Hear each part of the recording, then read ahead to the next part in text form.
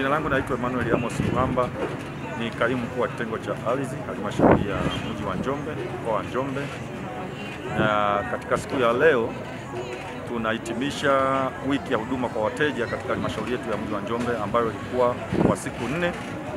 Wiki ya huduma kwa wateja tulibuni kama halmashauri ya mji wa Njombe kwa ajili ya kuwasikiliza wananchi katika idara zote ambazo zinajumuisha katika halmashauri ya mji wa Njombe. Shughuli ambazo tumekuwa tukizifanya pale hapa katika uwanja huu wa stendi ya zamani, tumekuwa tukiwasikiliza wananchi. Wananchi wameleta kero, wananchi wamekuja kupata huduma ambazo huwa tunazitoa ofisini. Kwa kilichofanyika ni kuwasogelea katika eneo hili la kati ya mji ambalo sisi tunalijua kama center ya kibiashara ya mji au Central Business District kwa mujibu wa mpango wetu kabambe master plan ya mji. Hili ndio eneo ambalo ni Central Business District. Kwa tumeweka kituo hapa kwa ajili ya kuwasikiliza wananchi, wanakuja kutoa kero zao, kuhudumiwa, kuleta malalamiko, kupata ushauri. Kama mtu haelewi jambo fulani kuhusiana na sekta fulani, tunawapatia ushauri. Kwa mabanda haya tulikuwa sekta zote, idara zote, kilimo, mifugo, biashara na uwekezaji na viwanda, afya, pamoja na idara au kitengo cha ardhi.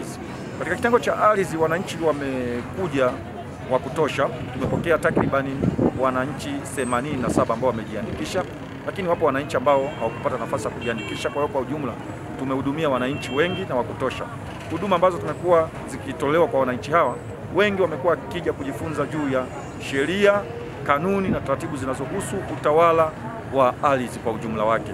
Namna gani maeneo yetu tunaweza kuyapanga, namna gani maeneo yanapimwa, namna gani umilikishaji unafanyika. Kwa hiyo tumeendelea kuwapa elimu, lakini wapo watu wenye changamoto ambao yawezekana wana changamoto za viwanja, wengine wanalalamikia serikali, wengine wanalalamikia mwananchi. Tumetatua changamoto hizo kwa njia ya kiutawala, na yale ambayo yanaonekana kushindikana katika njia ya kiutawala tumeyapanga kuendelea kuyashughulikia kwa nyakati zingine, kwa sababu katika sehemu hii tulikuwa na register, tunachukua jina, tunachukua namba ya simu, tunachukua lalamiko lake na mahali ambapo changamoto hiyo ilipo.